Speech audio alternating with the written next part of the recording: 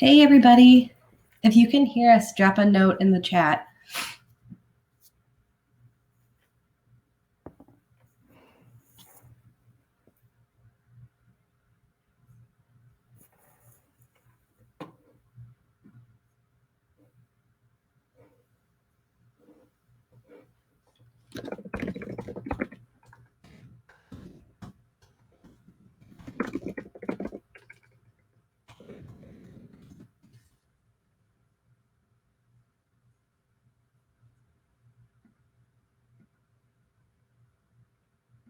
Awesome. Hey, Sharice.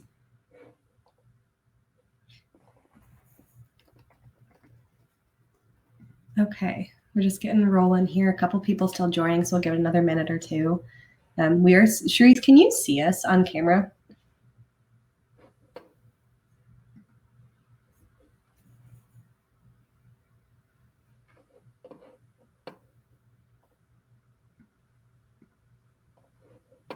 Oh, wait. Maybe. I have no idea how the system works, but I can hear you now. Demio made some platform updates recently, so I can't see myself. But if you can see me and hear me, that works. Michelle, I can't hear you. Are you talking? Can you hear me now?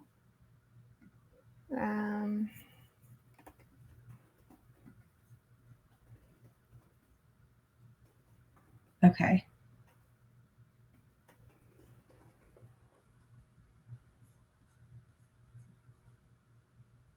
All right, hold on just a second, everybody. Sorry for the technical difficulties here.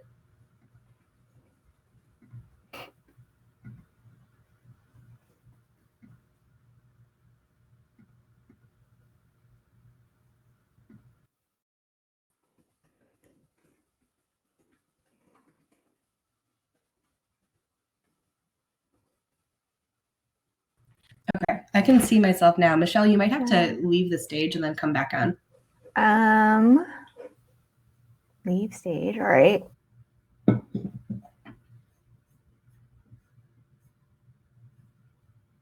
Here I am. Hey, perfect. It's working. Yes. Awesome. Sorry about that, guys. We were just talking. Demio made updates literally like this weekend. So we're still trying to get the platform figured out. But I am Zoe, in case this is your first presentation attending with us. We kind of do these coffee chats. I've been aiming for monthly. It's something new we're doing this year as part of sort of our educational initiative. And honestly, I got a little sick and tired of just being alone on camera every month. And so I invited Michelle to join me for this one. I'm super excited about it. What we'll be focusing on today is how to outsource your marketing, whether that's content, distribution, just kind of the whole kit and caboodle. We'll talk about, it's a pretty brief presentation, and we'll open it up to Q&A. We have some questions that people sent us ahead of time too that we'll be addressing. So we're really just going to kind of go over how to do it, when to know it's time, expectations to have, whether or not to DIY in advance, some things like that too. So I'm going to share my materials. Hopefully you can still see and hear us after I do that. But we'll just kind of kick it off here. Okay, perfect. I think that worked. Alrighty, so Michelle, super excited to have you here today. And let's dive in because it looks like we got a full crowd. So a little bit about myself in case, like I said, you're new here. I'm Zoe Meggert. I run Perfectly Planned Content, which is a content marketing business that serves financial planners. I also do marketing coaching and consulting, speaking, like educational events like this, that sort of stuff. I just really love working with small business owners to empower them to tell their stories. I also really understand the challenges small business owners have, especially when it comes to things like delegating, outsourcing. Like I've been there, done that, run into those same roadblocks. So I felt like this topic was one that I heard often enough that we should talk about it a little bit. And Michelle, do you want to introduce yourself? Yeah, sure. I'm Michelle. It's nice to meet all of you. I'm the founder at Nifty Advisor Support. We provide virtual assistant services for registered investment advisors. We just came up on 3 years, which is really exciting. We work with advisors all across the United States. We have a wonderful marketing, servicing, and planning team, and it's just been an amazing experience. And collaborating with Zoe has been really exciting too. So I'm very excited to be here and answer all your marketing questions. Yeah, I'm excited too. I think this is going to be a really good one. Like I said, I hear these questions often enough that I think it'll be pretty valuable. Mm-hmm. Okay, well, let's dive in. So today we're just going to cover kind of 4 key topics before we open it up to questions. Like I said, the presentation's not crazy long. I just wanted to cover some of the things we hear often enough that we felt like it was worth a slide. And then we'll, like I said, open it up to more specific questions. We want to cover when you know it's time to outsource your marketing. That's something I hear often. People know they want to, but aren't sure what the breaking point is. And what options are available. I feel like that's something else I hear a lot. And like you heard, Michelle and I both offer marketing services. But just knowing like what fits your needs, we feel like is important, which is why we wanted to come together to do this. How to delegate according to what your firm needs. We hear this a lot too, just not knowing what to get off your plate, I feel like is often a hurdle for advisors. And then how to organize a strategy with your outsourced team members to make sure everything's cohesive, flowing together into one comprehensive funnel rather than having a lot of moving parts that maybe don't connect. This was just a quote I liked. I feel like a lot of business owners I talk to feel like they want to do everything. They want to be the jack of all trades and wear all the hats, but honestly, it's one of the first roadblocks to growing and scaling, right? So deciding what you are not going to do, I think is just as important as deciding what's on your calendar, what's on your plate. So let's just dive into our first question then. So when to outsource your marketing? I kind of, and Michelle, you can feel free to weigh in. These were sort of the breaking points that I hear often enough that I feel like make sense to me. So it's you don't have enough time to do the marketing that you want to accomplish, or you're finding that it's constantly on the back burner and preventing growth. You don't have enough know-how. So maybe you want to try a new strategy, or you know something's not working and you're ready to mix it up, but you're not really sure how to do that or how to execute. You do have enough revenue. I talk to plenty of people who don't have the budget for marketing, but still want to outsource it. And I feel like that is a huge hurdle. And so knowing that you have the budget and what you can get for that budget to maximize return on investment, I feel like is key. And then looking for scalable solutions that go beyond the skill set you currently have. So a lot of times people start by outsourcing what they're already doing just to free up time. I think that's a great starting point. But at the end of the day, if you're going to pay someone else, and Michelle and I were just talking about this before we joined the group, if you're going to pay someone else to do your marketing for you, it should be beyond what you can accomplish on your own. It shouldn't just be like a plug and play solution where you're just having someone jump in and do what you can already do. It should help you scale beyond the skill set you already have. Yeah, and I totally agree with all the points that Zoe mentioned, like for not enough time. If you're not excited to work on a marketing task when it comes to it and you end up pushing it off and off and off where you see yourself just procrastinating, well, maybe you need to kind of do a little reflection and see if that's really something that really you should be spending your time. Not enough know-how, I totally agree. Same thing, like if you're not seeing the results that you feel like you kind of set for yourself, even kind of giving yourself a timeline. So let's say that I'm going to try, doing my marketing for, let's say, a month, 3 months, 6 months, but at the end of that time, you're not seeing any type of result. Then again, you probably need to consider outsourcing your marketing. And I totally agree. Like if you're spending more time researching where you could be spending that time directly in front of prospects or clients, you need to reevaluate as well. I completely agree. It's marketing is just like Michelle, I know in our conversation prior to going live here, we talked about like graphic design as an excellent example. I'm a marketer. I'm not a designer, right? Like I can do some stuff in Canva, but Michelle, you had said like people go to school for design. It is a skill set that is learned and trained, and it is not one that I have. And so like I understand the value of outsourcing design for both my clients and for our firm, whether it's web development or what have you. And I'm willing to pay a premium for that because it would take me enough time if someone got a degree in that, right? So I'm not going to try and accomplish that skill set and expect the same results by DIYing, which I think also kind of help set some outsourcing expectations, right? So if I'm outsourcing to a skilled professional, I would expect better results than I could get on my own. And I think that's sort of a key to keep in mind too. Awesome. Okay, so now we're going to kind of go through what options are available. And I really tried to boil this down because the truth is there are endless marketing outsource options out there, as I'm sure everybody here knows. It's not hard to find like a marketing consultant or a social media expert. But what I find when people come talk to us is they've usually worked with a couple people first and like it didn't work, or they didn't have the right expectations, or they didn't have clear goals going into the engagement. And so things ended up fizzling. And so we're going to kind of just talk about the two options that I see as being available, and then how to find the right fit for you based on those options. Because I think this sort of helps clarify what you need. So the first, and like I said, keeping it super simple, outsourcing, you can find someone to help you with your strategy or strategy implementation. Sometimes those are the same person, often they're not. So if you want to work with a consultant or a firm that does like comprehensive marketing strategy, you can. It's not always going to be the same firm that then does your social media and runs your analytics and tracks results for you. So kind of understanding where you're at and what you need to outsource can help you pursue the right person and not have mismatched expectations when you get going. Yeah, and we kind of our firm focuses more on the implementation piece, right? And I mean, that's a lot of work as well, because what happens is that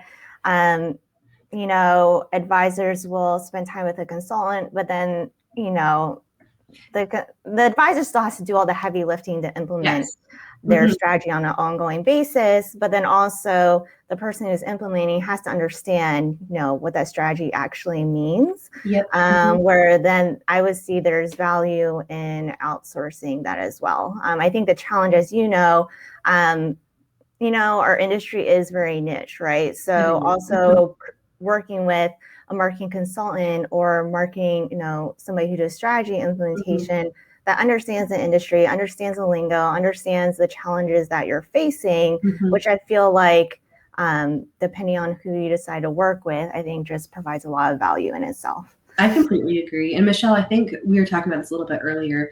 What I find a lot of people do is they skip to step 2, right? So like they're looking for tasks to like outsource right away, but they might not even have done the strategy component on their own yet. So when you work with someone to get tasks off your plate, but maybe don't know what your marketing strategy is, you'll almost always be disappointed by the results, right? Because you don't have clear KPIs or goals that you're tracking or things you're trying to move toward.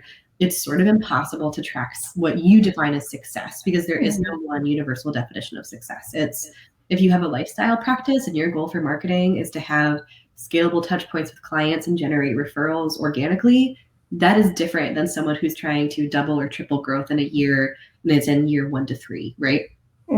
Very different sort of strategy goals.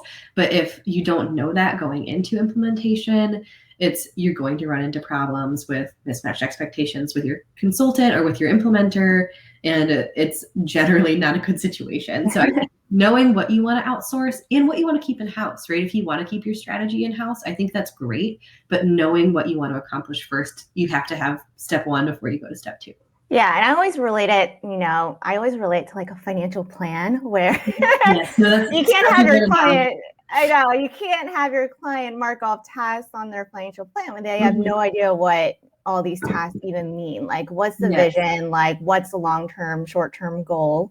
But I also think there's value in diverse perspectives, right? So if you do have someone you're outsourcing to, I always think that, Zoe might have an idea that you might not have even thought of that could just take your business to the whole next level, but you won't know that unless you, reach out to outsource providers and have those conversations. And it's the responsibility of, the advisor or the business owner to, reach out to these different solutions, even if it's just having like an initial conversation.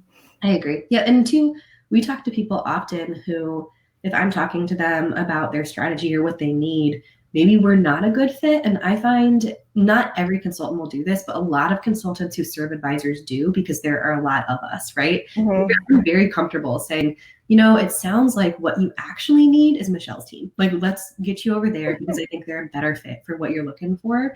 And again, having that initial conversation, even if the first person you talk to isn't a good fit, usually will result in you getting closer to what you actually need to get stuff off your plate, start delegating and outsourcing effectively, than not just like hoping, right, that it's going to work when you start paying an outsourced solution to help you.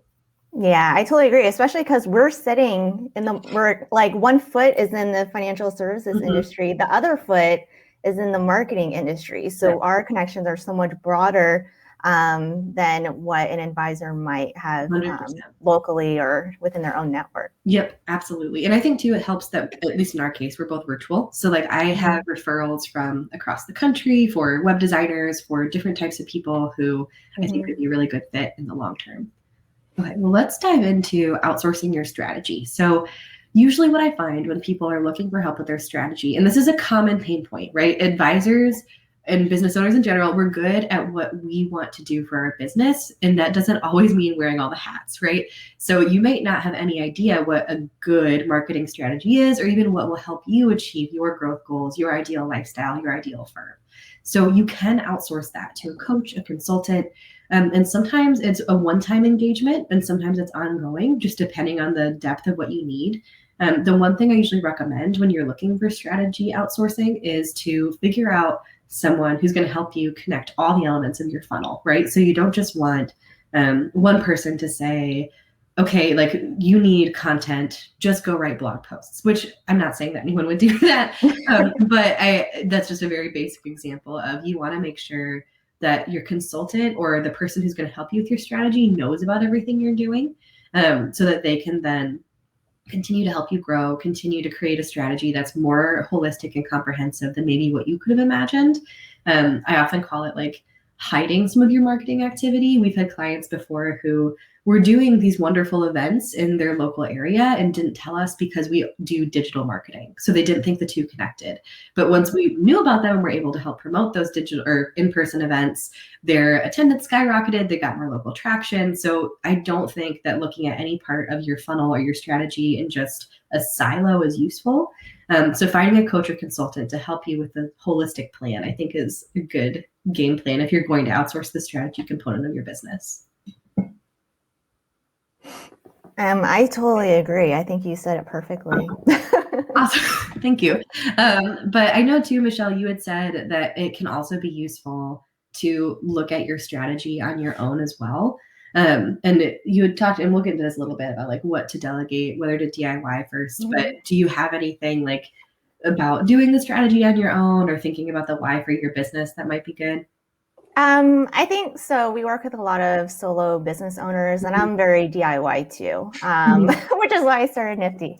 But I do think there is value in kind of going through that process yourself to understand like what your challenges really are. Because when people go through those challenges, whatever it might be, you just see more value in it when you do begin to outsource. I think it's good that business owners do have like at least a basic understanding of what's going on. Maybe they're not exactly involved in the content creation, but I do think that you need to be able to log into your website, make small edits here and there or anything, especially as a startup, because again, you do have limited resources and you need to, it's just good to have a full understanding of what is happening in the back end if something, you know, an emergency does happen. But other than that, I think the biggest part that advisors kind of fall short on is that, you know, tying the strategy piece, but then also tying the numbers into it, or like when advisors sign up for a new fin marketing system or whatever, well, where's the data to back up their, you know, like understanding what the value of the system. I think that's one of the questions I get a lot is how to track the value of outsourced marketing. And I think we don't have a slide that covers this because I figured people would ask us questions about it. We had some pre-questions about it too. We could dive into it now. I think understanding like the ROI or tracking the value of outsourced marketing really needs to tie back to your personal goals as a business owner, which is part strategy, but part, I think kind of what we were talking about again before we went live, Michelle, was that a lot of business owners think that the strategy is the goal, right? So we built this marketing strategy and the goal is to market and to complete the strategy. But instead, setting your goals ahead of time, like knowing what you want to achieve, whether that's exponential growth, certain number of clients a month, and then building a strategy that reverse engineers into those goals will yield the results you want and make it a lot easier to understand what you need to track in order to make that strategy a success, right? So figuring out, I want to sign one new client a month. on average, what's my conversion rate for sales calls? Okay, it's out of every 3 sales calls, I convert 1 client. In order to get 3 sales calls a month, I need to be talking to, you can look up some data on general numbers or stats for this, but I think it's usually like double-ish that or triple-ish that. So like I need to talk to between 6 and 15 people a month in order to sign 1 a month. That's the goal. Or I need to get in front of that people on webinars or what have you. And that can then help you say, all right, now that we know that that's the goal, what strategy can we create to make that happen? And then how can we outsource it effectively? Okay, well then we've covered strategy. We've sort of beat that to death. So let's jump to strategy implementation. This is often what advisors and business owners think of when they're thinking about what to outsource, right? They're thinking of the tasks to get off their plate that are time consuming, which I totally agree. I do think that implementation is, like you said, Michelle, often the most time consuming part. Strategy is a lot of brain work and figuring out, what you want and what your goals are and how to get there. And implementation is like the day-to-day time-consuming stuff that you don't necessarily want to do on your own. So I just kind of made a list here. Michelle, feel free to add if I missed anything. Just this is what I think of when I think of outsourcing marketing. So content creation, that could be video, blog writing, helping with podcast recording, stuff like that. Content editing, a lot of people come to us for like blog edits or ebook edits, video editing, stuff like that. Content distribution, I think that this is often a better all-encompassing term for things like social media, newsletters, email marketing, getting your content out into the world. Advertising, I would kind of classify as here, just because I feel like it is ultimately helping you grow your business. So kind of put it under this umbrella. Design, analytics and success tracking, website maintenance and design. I think all of those are kind of things that could be implemented that you might be looking for. Yeah. Website maintenance, and we also like website development, but I think usually, they tie into each other. Advertising, you're talking about like Google ads and Facebook ads. Yeah, or like even LinkedIn. I almost put PR under here too, because I know firms that help with that. But again, like that would just be stuff that is generating more knowledge or people coming into the top of your funnel, basically. So this is kind of the laundry list. I'm sure there's plenty of niche consultants and implementers out there that do really. I know there's so many. The list just goes on forever, right? Because like graphic design, that can come in various forms, right? Creating a graphic for that Facebook ad or for that podcast or for that blog. And it can relate to internal or external collateral. So whether it's internal, maybe it's like a process sheet that you want to doll up a bit, or like a service brochure, all those things. I do think that, going back to strategy, once you have the numbers after you implement like all of this content and distribute it, revisiting your strategy on an ongoing basis is see like what also needs to be adjusted, because you won't really see the effect of the strategy until you engage on the implementation. I agree. And I would say usually, at least when we're doing strategy sessions, because we offer like consulting and strategy on the front end of most of our engagements, people always ask us like how long to wait before revisiting. And we usually say like 6 to 12 months. Like a quarter is a good enough time to see, okay, just gut check, is this working? Are we getting more word of mouth? Are people just verbally responding that they like our content, whatever. But to see actual like positive stuff happening from your marketing strategy on Google Analytics or web traffic, whatever, we would say 6 to 12 months. And then, like you said, Michelle, revisiting is good. And, with any type of implementation, everything should always tie back to your website, right? So all of these things, so social media, maybe you're publishing blogs or podcasts, everything should link back to your website. Your website should really act as your home base, because that's where prospects or even clients go to learn about your firm, your updated services. A lot of advisors have like client portals or client resource centers. So really evaluating the analytics on your website is very important. Yeah, and I think too, using your website, and this is one of the things that I usually recommend advisors if they're looking to outsource for like high impact immediately, making sure their website's cleaned up, whether that's copy, SEO check, stuff like that, because especially like in today's digital world, everyone, especially after this last year, is much more apt to go to your business online first. I mean, I even do it for like local businesses before I go now, just to check to make sure they have what I want, they are who I want them to be, if they're going to be a good fit for my needs, that sort of thing. So making sure that it is perfect, a good lead generator, that it has easy call to actions, it's clear how to reach you and what you do, who you serve. I think that's really important. And that's usually what I recommend is like the first, if you're going to outsource implementation, start there. Just because, Michelle, like you said, everything ultimately ties back to it. So if you have a weak foundation, the rest of your strategy is going to be wobbly. I totally agree. And I can't imagine having a strong, creating strong content, but then when they go to your website, it's a hot mess. So I don't. Exactly. And like, that's such a bummer. And like, I run into this for my own business. The website is something that's there and it's up and I'm proud of it. And then 6 months go by and I don't think about the website until someone mentions, oh, I saw your website. And I think, oh, have I updated that recently? And so I think even having someone, whether that's a strategy consultant or whoever, right, check in regularly with you on website stuff, having an ongoing marketing team help you with that. I think looking at it as more of a continual improvement thing can help too. Yeah, I always say, your website is going to evolve with your business. It's never a one-time project. And I think that's the biggest mistake a lot of business owners make when they invest a lot of money into that first website project. But it's going to grow with you. It's going to grow with your services. Your brand's going to develop over time, where you need to make consistent edits and adjust, even as the market changes, where I don't feel, a lot of business owners just don't pay attention to that, or they don't actively update it's easy, right? Like once it's done, it's like, okay, check, move to the next. Got it. But I think website design, development, and maintenance is usually the foundation we recommend, including things like copywriting, aesthetics, so like design, stuff like that, making sure keywords are optimized.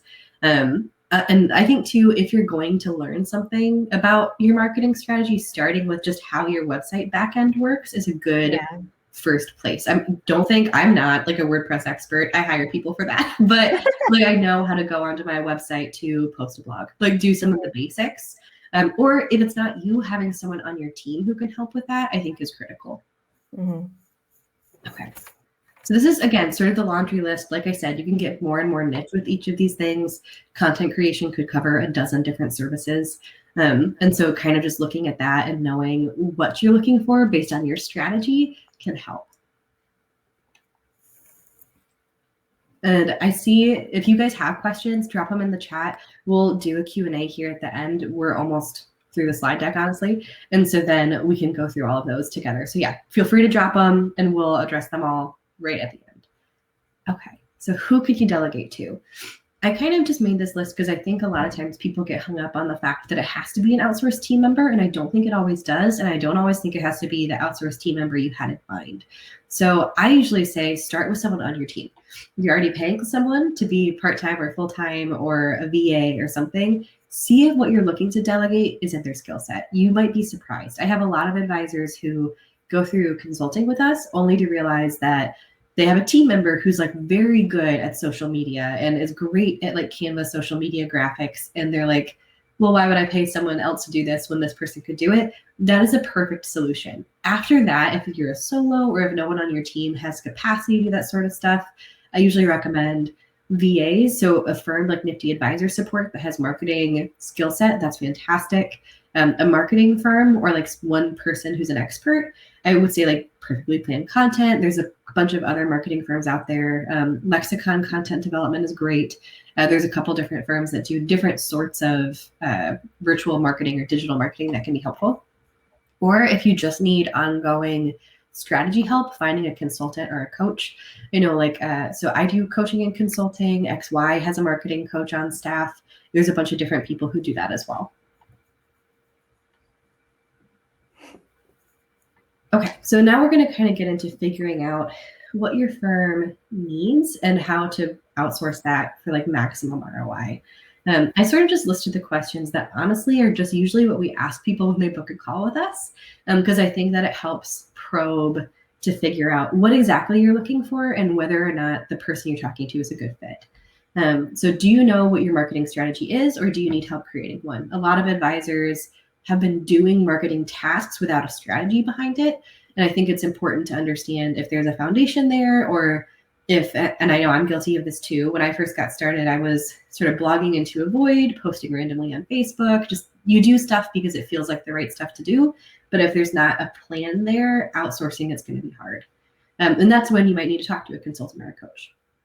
Has my strategy been converting, or does something else need to change? So a lot of advisors are doing the marketing tasks or the strategy, but maybe it's not, people aren't coming through the door, they're not booking calls, maybe their website's not ranking for the keywords they want. At that point, you might need to be looking toward either a consultant to help adjust the strategy, or an implementer who can implement at a higher level than you can. I know I've run into that as well, like with things like design, video, stuff like that.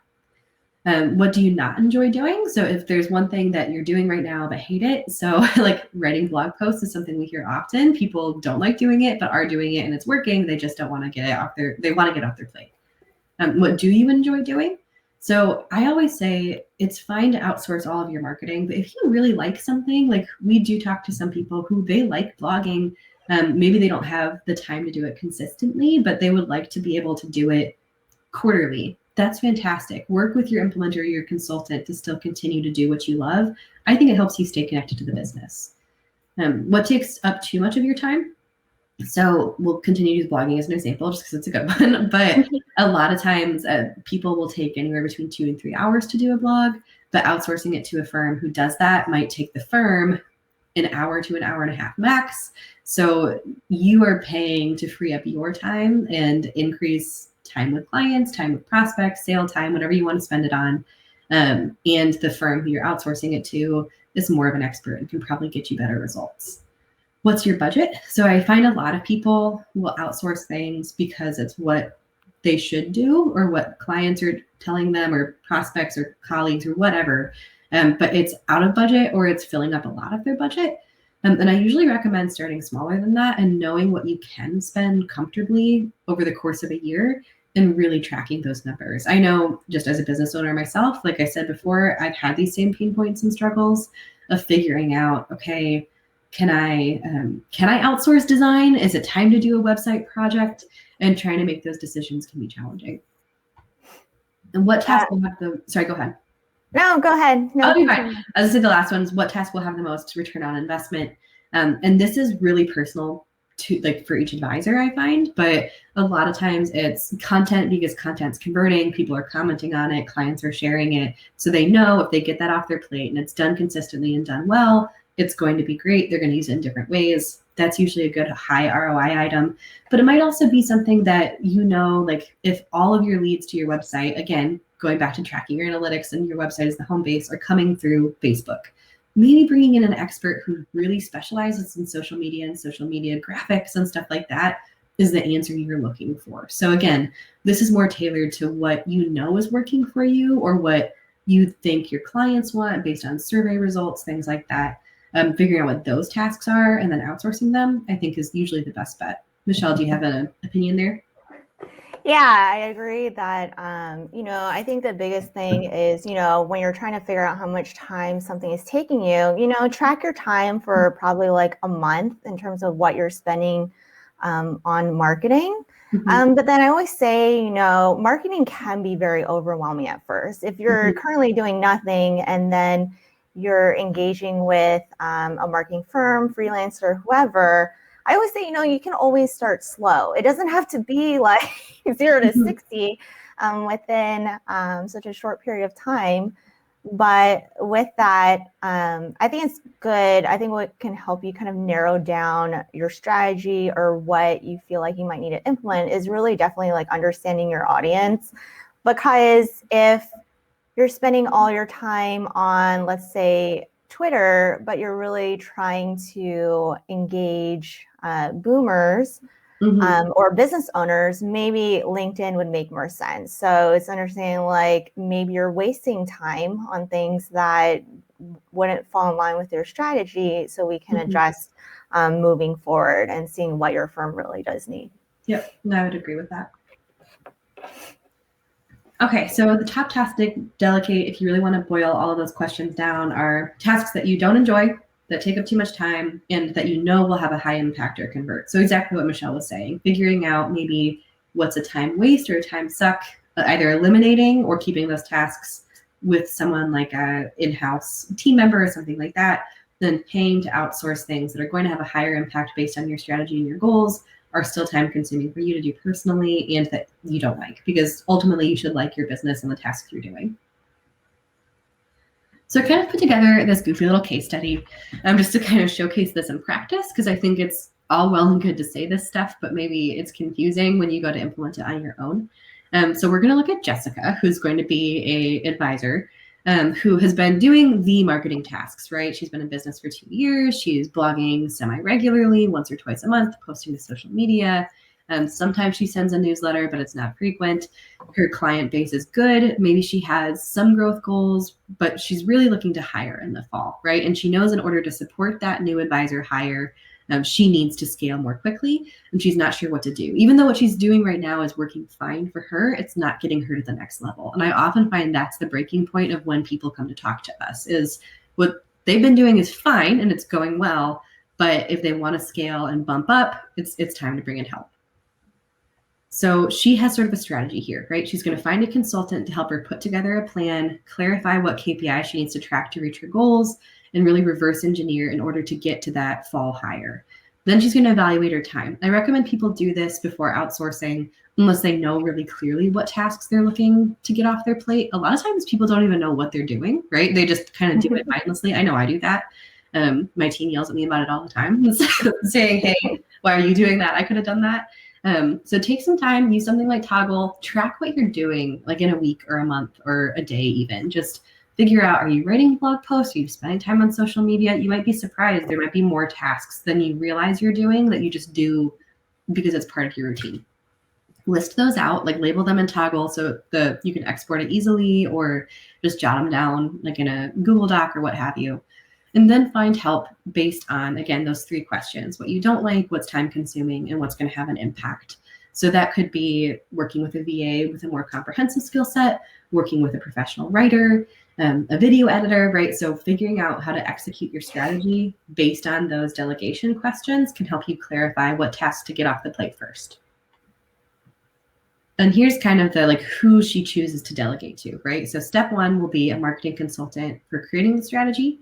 Step 2 might be a virtual assistant or marketing firm to create content, distribute it.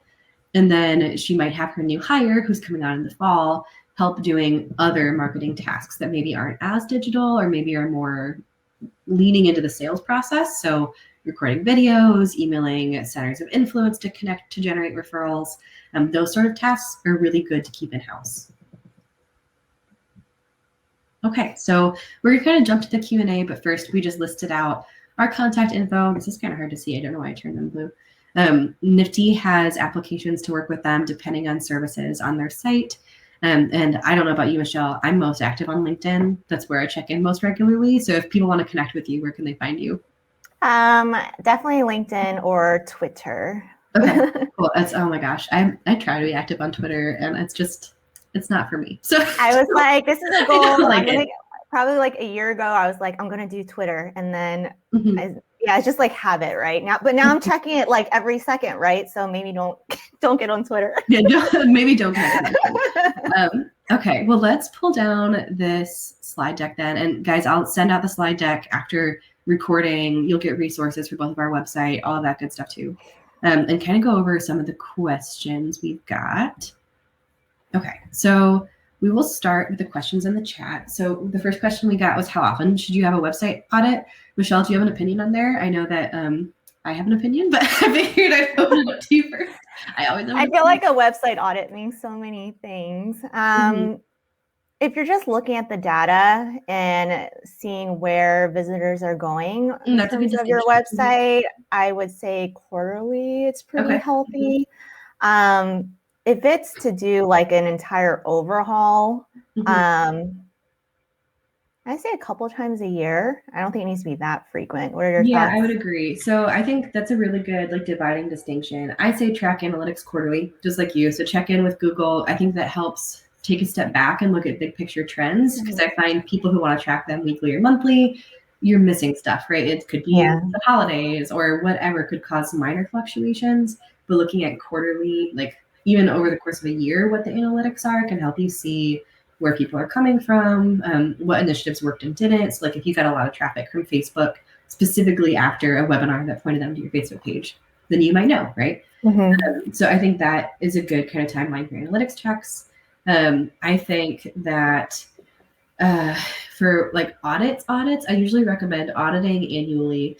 And to me, that means checking keywords and SEO, maybe looking over your copywriting just to make sure you're not missing anything. Obviously, if you have something like a big service update mid-year or something that needs to be off cycle, but like an annual check-in makes sense. And just to make sure things like links aren't broken, do pages need to get updated? Do you need some sprucing here and there? And for like a full site design overhaul, I usually don't recommend any more frequent than like every couple of years, like 3 to 5 would be my goal. Yeah, because it depends if you're like introducing new services, if you update your processes and that's on your website, that would need to be updated. Yep, no, I agree. So it would depend. I feel like that'd be more on a project basis though. Yep, no, I would agree with that. Okay, so next question we got is, I've hired a firm to update my website, but need copy assistance and possible hosting. Is this something nifty or perfectly planned content can help you with? So I can answer for us. I know we don't do website hosting. We can recommend some service providers who do. We usually recommend, depending on your site provider, whether it's WordPress, Squarespace, whatever, Squarespace hosts their own, so that's good.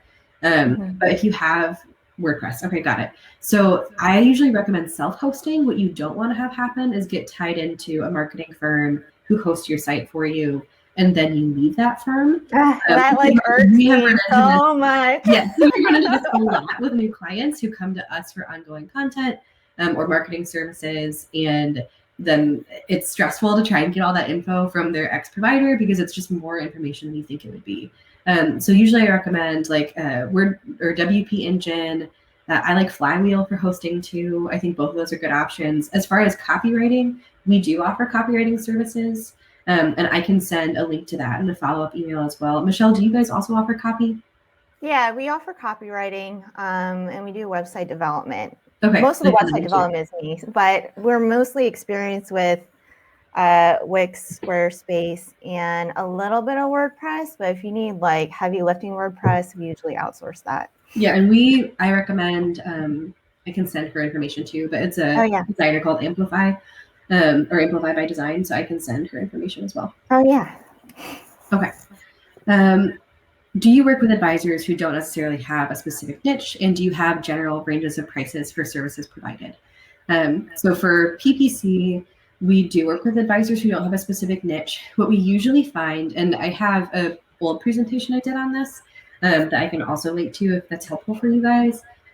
Usually people actually do have a niche and don't realize it, but it's a psychographic niche, right? So I hear this a lot. I want to work with someone who I could go and sit down and have a beer with, right? Like I want to work with someone who's laid back, easygoing, family oriented. That's a niche, even if it could be a millennial or a boomer and you don't care. Like you're looking to work with a personality type. And so your marketing will depend on what that personality type's pain points and interests are. So I think that is something to consider, but yes, we do. And we usually can help clarify who that ideal client type is without forcing you to say like, I work with just physicians. Like we don't necessarily buy into that. And so that can be useful. As far as price range for services, we range anywhere from our like writing package is 2 blog posts a month, and it's like a full content strategy up front. Then we can help with ongoing editing, posting to your site. It's like an end-to-end monthly service, and that starts at $600 a month. And then our like top tier package that includes content distribution, quarterly analytics, kind of the whole kit and caboodle is $1,600 a month. And Michelle, I don't know. So that's sort of the general range. Things usually fall between those two. But Michelle, I don't know if you have like a pricing range. For our virtual assistants, it's $65 an hour for a minimum of 12 hours. Okay. Above that, we usually stay within like 10-hour increments, so 12, 20, 30, 40. With the virtual assistants, I say it's mainly the advisor running the show, so you do need to come to us with some type of strategy. Otherwise, I realize advisors don't get the most value out of our services. We don't work with a specific niche. For us, we only work with registered investment advisors, but most RAs have a niche, so we don't come across that as often. But I feel like what we do see is like, oh, I'm currently working with this type of client, but I really want to work with this other client. So it's kind of adjusting the marketing strategy based off that. But we also just recently came out with a strategic program that isn't even really public yet. We just updated it on our website. I know, I saw it. We're excited about it. I'm so excited too, because the marketing team, they just give me grief about it all the time. They're like, just roll out this package. I'm like, okay, guys, just calm down. But it's not that easy. I know. And that starts at $1,400. So $1,400 per month, and it's a quarterly commitment. It's more if you really need the strategy piece and you want to rely on Nifty creating the processes versus virtual assistants where it's really, you, the advisor, running the show. It kind of depends on what type of engagement you want. Next question we got was distinguish service offerings between Nifty and PPC and why use one over the other. So I usually tell people, Michelle, you can weigh in here too. First of all, I don't really believe in competition. So we do offer services that are similar, but I think that it really depends on what you're looking for. So for us personally, we offer very specific content-driven services. So that means we usually start with writing as the basis of pretty much everything we do is blog posts, content creation. We have CFPs and financial planners on our writing staff who can execute that.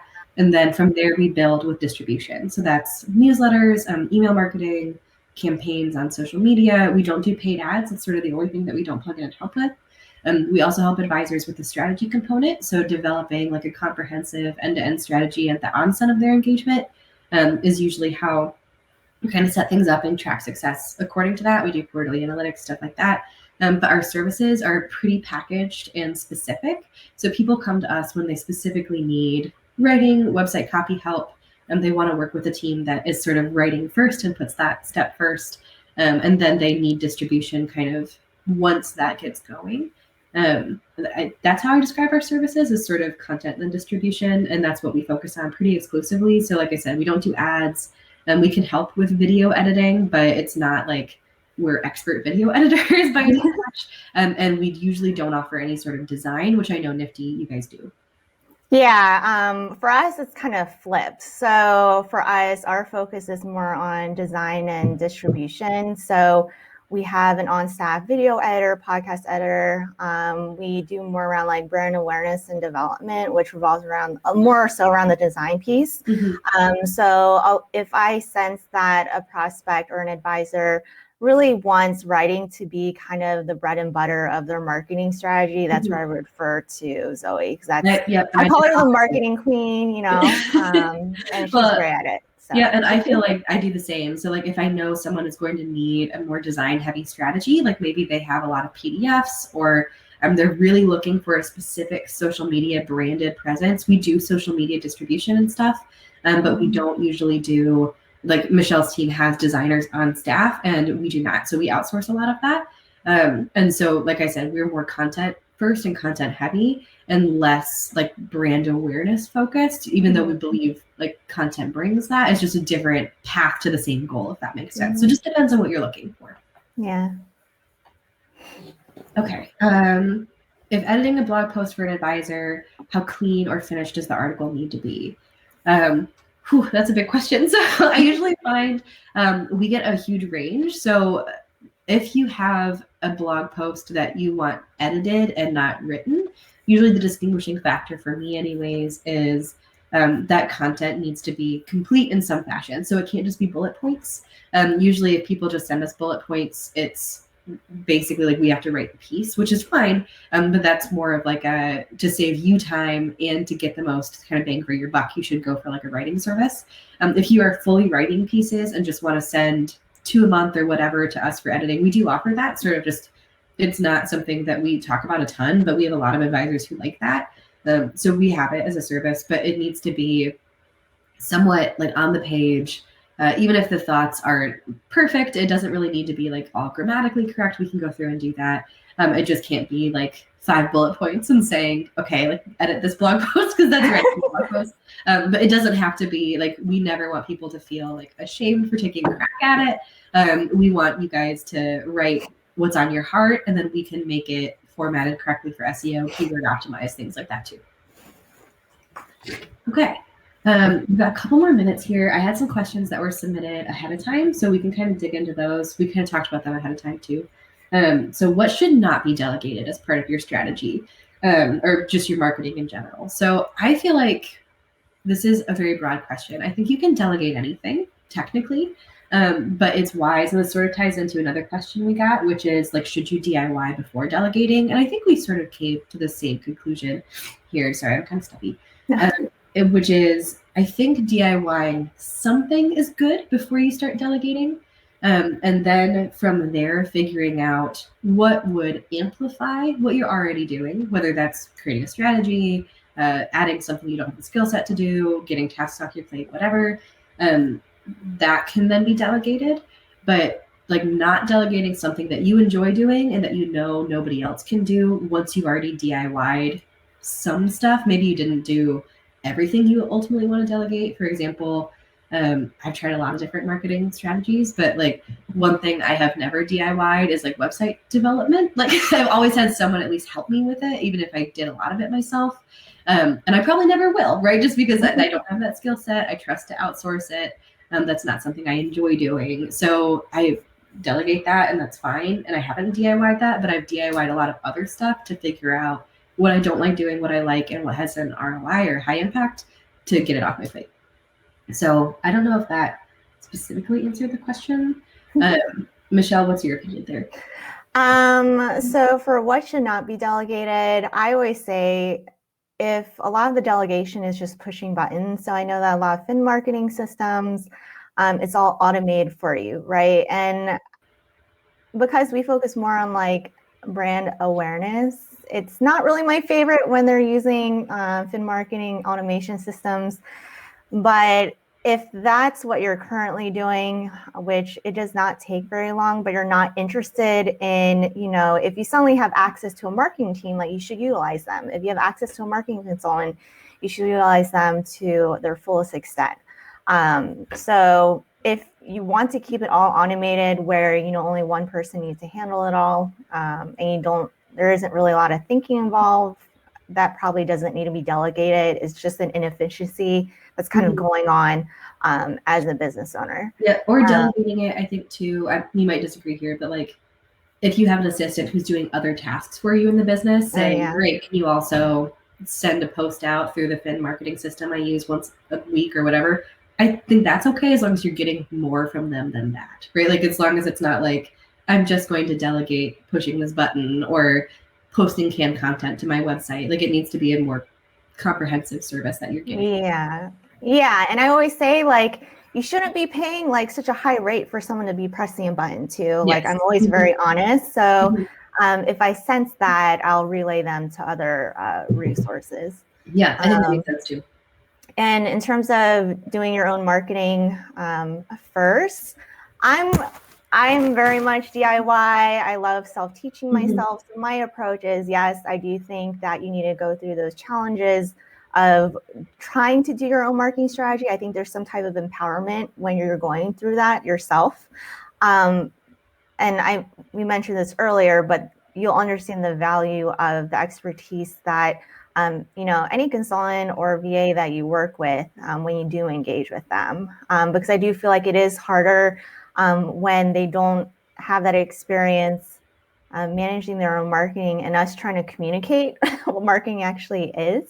There's kind of like this bit of a gap there. Yeah, I would say that makes sense. I think too, you DIY it for like 6 months and then only DIY it in order to hate it, right? Like that's okay too. Like at least you took a crack at it, right? And DIYing it could just be, I wrote a case study for my website, tried blogging, and posted to social media a few times, realized it's not for me, and then I moved on.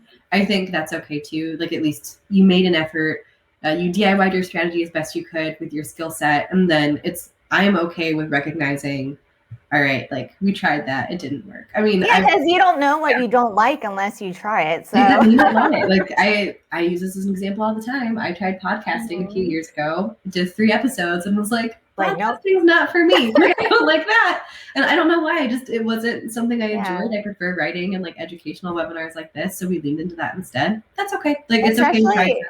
Yeah, especially, it's very easy to get fazed by what everyone else is doing. Oh my gosh. It was like during the season 2 where like everyone and their brother had a podcast, and I was like, I'm going to podcast. Like, oh my God. It was a mistake. But that's and it's like, even, I think this is also another good question, when advisors, they're not creating content, right? But they ask like, oh, should I start a blog? Should I start a podcast or start, creating videos? What would your answer to that be if they wanted to choose one?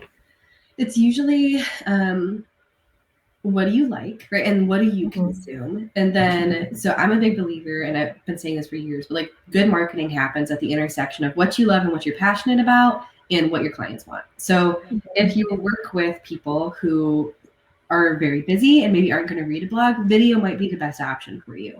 I am still like a diehard blog reader. So like, if you're looking to work with business owners who maybe have more time to do research on things or something like that, like maybe blogging is the answer. Or if you want to cover really in-depth topics, that could be good. But like if you're like me and the idea of doing a podcast or something makes you want to stick needles in your eyes, don't do it. Like that's just, if you really hate something, don't do it because everyone else is doing it, even if your audience thinks it's what they want from you, because you won't be genuine in it and it'll be obvious. So I think like the only exception I would say there would be like if your audience is going to respond really well to in-depth blog posts or content or high quality marketing content like that, articles. I think you can outsource that and have people really get to know your voice by working with them, especially if you work with a firm who like specializes in that and has processes for that. Michelle, I'm sure you guys do. We do too. So like I would say that's easiest to outsource and get off your plate. Someone can't sit in front of the camera for you, right? So like and I think it's also considering like what's the best way that you communicate, because if you're not a strong speaker and you try to start a podcast or a video, I don't know, you kind of have to balance out like cost and benefit, right? But also people don't realize how easy it is to also, you can also create your video. You can record the podcast at the same time, like while you're shooting the video. But a lot of advisors also take this transcription from the video to create a blog. So that's also a way to approach it too. It just kind of depends on how much time you really want your outsourcer to spend on creating that content for you. I think that it's a good point though, and I can include a link to this blog post that we wrote a few months ago in our follow-up email. But if you're going to outsource or delegate something, so like we often say, like if you're going to pay our team, for example, to write a blog post for you, do not stop at just using them as blog posts that sit on your website. They can be the basis for presentations. If you do presentations at libraries, they can be little snippets for social media posts or for graphics. If you want to create those, if you want to have us or a virtual assistant firm create those, great. If you want to have them be the basis for like video scripts, things like that, like repurpose that as much as possible. I think that's the best way to get the most bang for your buck pretty much always when you're outsourcing. Okay, the last question, well, I guess, so we kind of talked about what the first thing to delegate should be. For me, it's website stuff. Always will win out. Like anything website should be the first thing you get off your plate, whether that's design, SEO, copywriting, because that's really like the foundation of your marketing. Do you have a different opinion there, Michelle? First thing you should delegate? I always say your strategy, but and then your website right after, because I do think that your website is very important. But again, it's just making sure that you're having intention when you are delegating marketing tasks, or even understanding why you're doing certain tasks to begin with.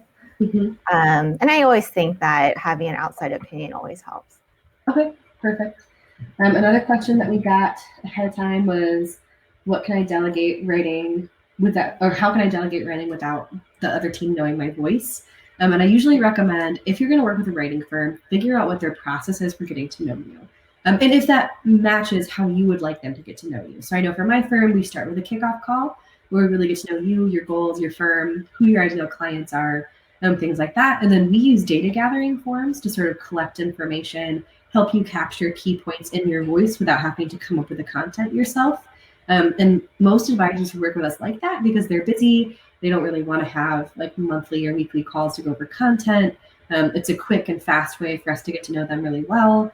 And we've proven that it's successful with the rest of our clients too. So, but a lot of other consultants or writers like having more frequent meetings to get to know you. So it's really just a question of what you're comfortable with, how you communicate best, and then finding a firm that matches that. And then it looks like the question that we just got in are, what are your thoughts on the benefits of SEM as a conversion strategy? And Michelle, I will let you take that one first. I think I'm not as experienced with SEM, so I'll let you take it over. Yeah, no, that's fine. And I would say I'm generally not as experienced in that either. So like as far as SEO goes, or figuring out like Google ads, like that sort of a thing, is how I usually picture that. If you can chime in, question asker, if that's not what you had in mind. But I think that it can be a great conversion strategy. I usually I find that a lot of times when you pay consultants for that, it winds up in ads territory. And I don't love going to ads territory with clients until we know what works. And so if you don't have content or haven't run analytics on what's organic, so like getting traffic from things like webinars, presentations, blog posts, social media, you might not know what content or ad content will attract your ideal audience. And so for me, it feels like throwing spaghetti at a wall, right? And like just seeing what sticks. And that's a lot of money to be spending on throwing spaghetti at a wall. And so I like it once you know what works. So we actually had a client recently who they target a very specific niche. They're in the Pacific Northwest. They work with like one company is like their major target. And so what we started to do after a year of just building a content base and then another 6 months of building niche specific content, then we referred them to like an ad pay-per-click firm, and they have seen really great results. So I think that once we knew what worked and had a good base and foundation to go off of, then ads made sense for them. But I wouldn't say doing that first is usually a good first step. I know it can work for some people. I feel like there's no one size fits all answer. Do you have any advice there, Michelle? No, but that's a great question for our marketing team lead. Like, I can ask. I'm going to ask her after. Yeah, no, and it's different for everybody. I've seen some people who all they do is ads and it's fantastic. So I think it just depends on who you're working with. If it's all local, ads might make sense. That's the only thing I could think of. But again, they're not how I usually run my strategy, but I am risk averse in my own business and my own marketing budget. And so like, I don't spend money on something unless I know it's going to convert. And so I usually recommend the same to my clients. But okay, I think those are all of our questions. We had a lot of them, which is exciting. If you guys have any other questions, you can always email us. Like I said, we'll send the follow-up here with recording and slide deck and a bunch of other resources we talked about. And otherwise, we're just really happy you were here. Michelle, thanks for being here. This was thanks for inviting me. This was great. Of course. Awesome. Well, thanks, everybody.